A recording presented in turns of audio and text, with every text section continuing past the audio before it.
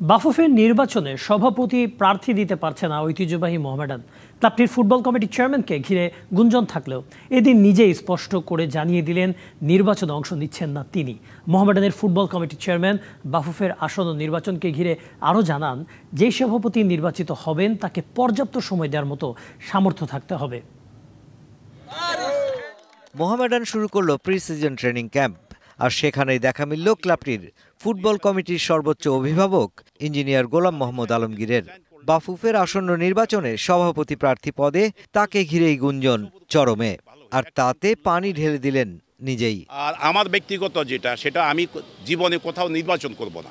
এটা পলিটিক্যাল জাতীয় নির্বাচন হোক আর কোনো পদবীর জন্য নির্বাচন হোক, ওরকম জায়গায় যদি আমি সম্মান পাইছি দেখা বিভিন্ন জায়গায় কোর্ট করেছি।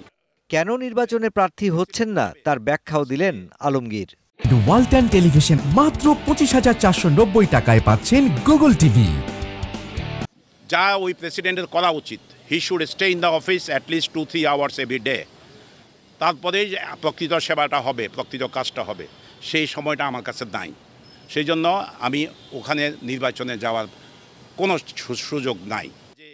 তাই তার মনোযোগ ক্লাবটির মাঠের ফুটবলের মধ্যেই। জাতীয় দলের অনেক ফুটবলারকে দর হাঁকিয়ে দু একটি ক্লাব দলে টেনে সাইড বেঞ্চে বসিয়ে রাখে, যার সমালোচনা করে তিনি বলেন, দেশের ফুটবলের ভালো হয় এমন কিছুই করতে হবে সবাইকে। এই দেশের ভবিষ্যৎ যেসব প্লেয়ার, ওইসব প্লেয়ারদেরকে তাদের ক্লাবে নিয়ে বেঞ্চে বসে রাখতে না হয়, ওরকম প্লেয়ার যাতে তারা না নেয়, তাতে প্লেয়ারের ক্ষতি হচ্ছে, জাতীয়ভাবে ক্ষতি হচ্ছে, সেই জিনিসটা যাতে না ঘটে আমার একান্ত অনুরোধ থাকবে।